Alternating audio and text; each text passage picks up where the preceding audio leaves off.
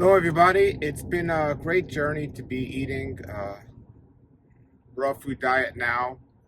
And I say 30 years. Well, it was 30 years ago when I started learning about the raw food diet and consuming it. There was a brief period in between where I tried to experiment with going back to cooked foods, and it didn't work too well. I got sick, so I quickly went back to eating raw foods.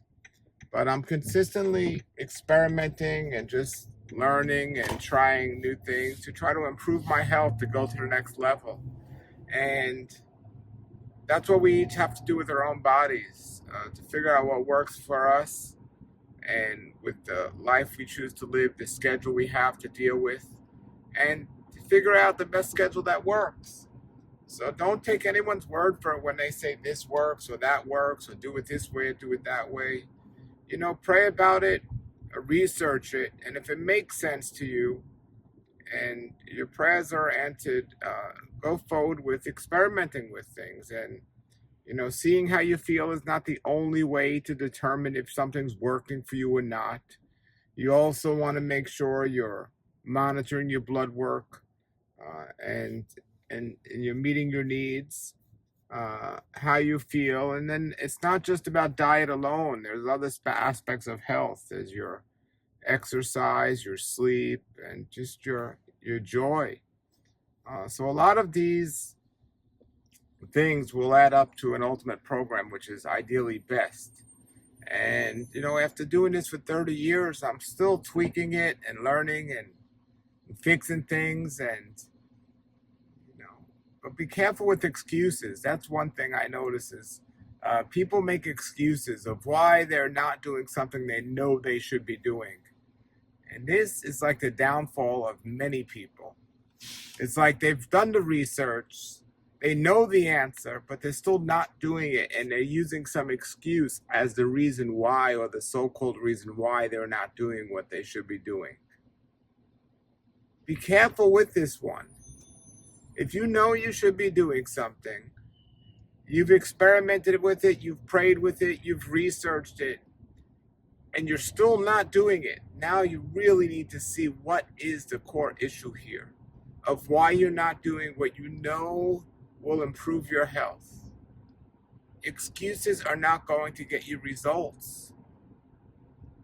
So, just to cover a couple of things I've been learning and know. And, I'm not immune to these excuses, but it really doesn't make me feel well if I know something and I'm not doing it. So we want to make sure we're doing the things we need to do. From a nutritional standpoint, we have to understand, and I keep explaining to people over and over again, as important as nutrition is, and nutrition is so extremely important to make sure we're getting what we need to understand the body has to work to get those nutrients. This, I believe, is something many people overlook. The body has to work to get those nutrients.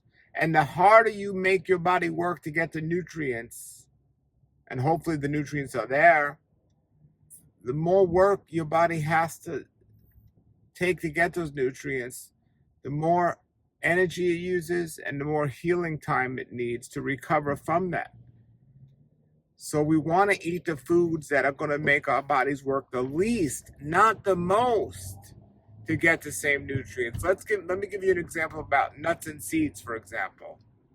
If you sprout a nut or a seed, let's take almonds, for example. If you soak the nuts overnight, or at least 4 or 5 hours before you consume them, they digest much more easily than if you do not soak them.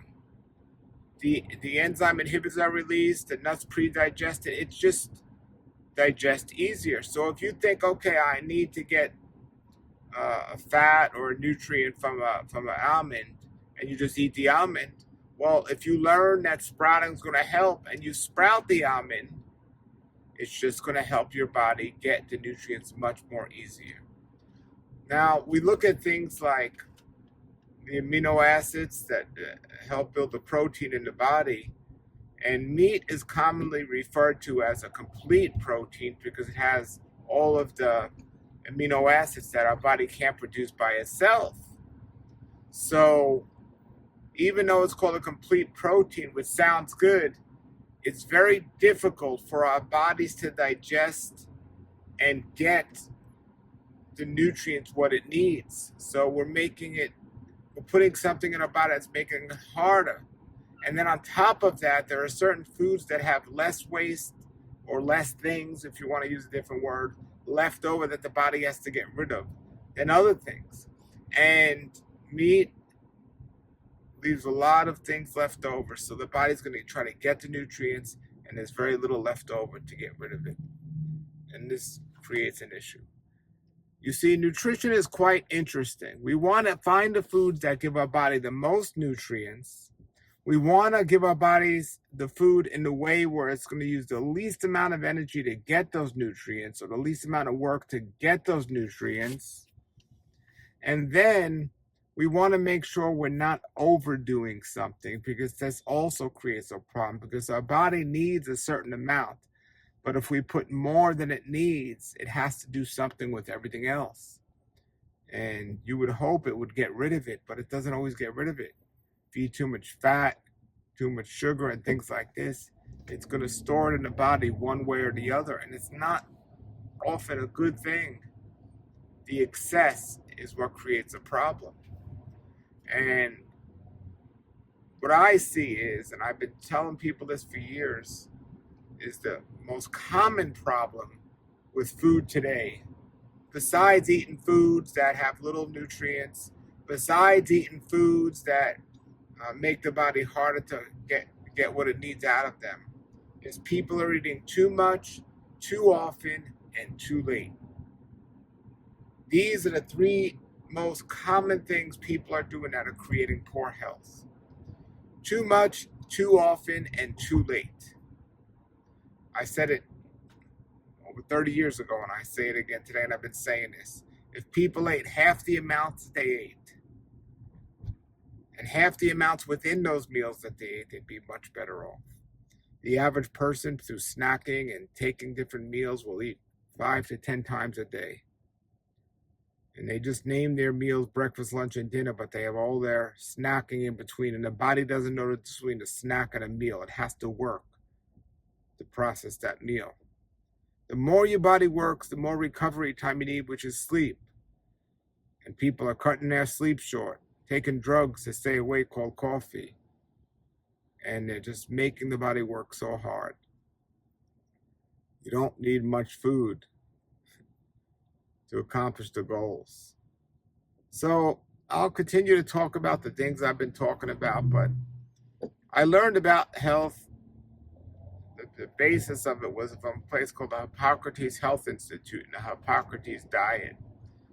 And I find it to be excellent advice, great information. Talks about sprouting, talks about microgreens. Sprouting is the easiest way to get nutrients. Microgreens are the highest quality nutrients you can get for your body. And it talks about the amounts you eat, the times you eat, and so on. It's just a wonderful program. And as for me and what I do, and just not eating late at night, getting my exercise, aspiring to get enough sleep every day, which I'm not making excuses, but I could do better, but I'm doing pretty well. To make sure you get consistent exercise, and that could be a different form of exercise to everyone, but you got to move. I mean, stuff like this shouldn't leave time in your life for stuff that's not important. Everything in your life should be important and fun, but stuff like this and doing this stuff, you shouldn't have time to just casually do stuff that's a waste of time and a waste of life. We have to efficient our time better and do these things. I'll leave you with this. Years ago, I went on a long fast. I love fasting. Fasting is excellent. Years ago, I went on a long fast, and I went 30 days with no food. And I found I had so much extra time because I was eating less. So that meant less time, or I wasn't eating at all. So that meant no time with food preparation, with thinking about food or getting food or preparing food. But at the same time, I hadn't gone to the bathrooms. I wasn't going to the bathroom, so that saved time there. And point being is, I had so much extra time on my hand. That was amazing. I thought, wow, how much time am I actually spending on food? And how much do we often need to eat each day?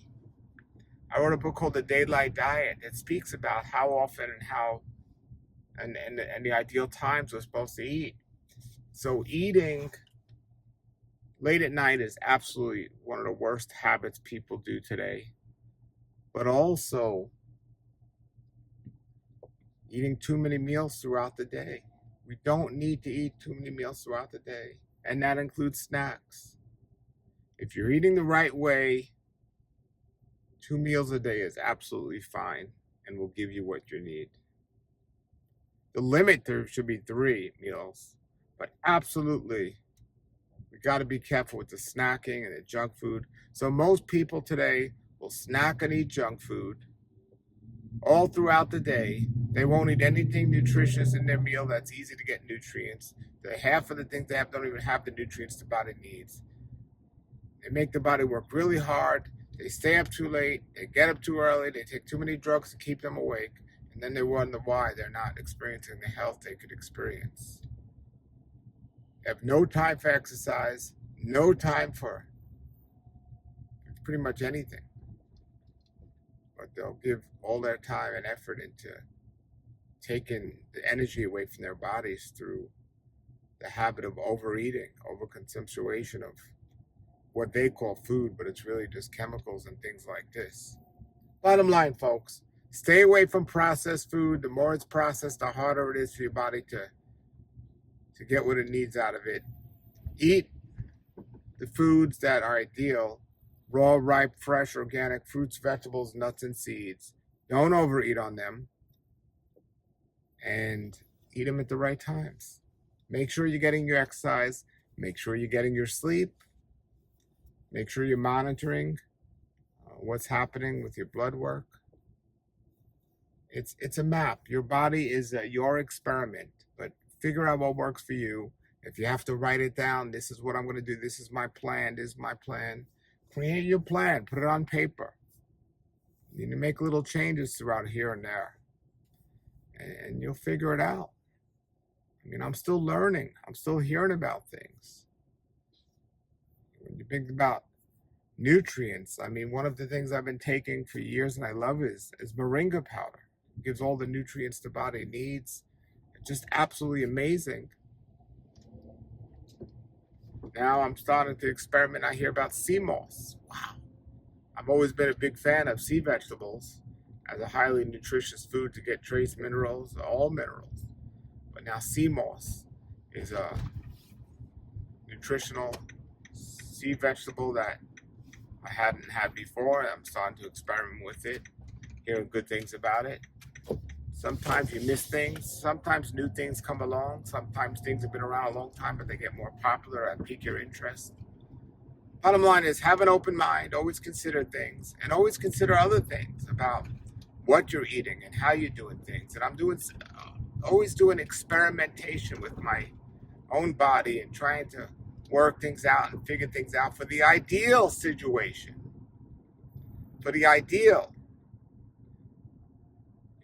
and I could tell you, as little as I eat or think I eat, I've been overeating, figuring that out and working all that out in my mind of well, what does that look like and what does that mean and how do I fix that? And I want to be very transparent and tell everyone. So I will be doing that, and I continue to do that.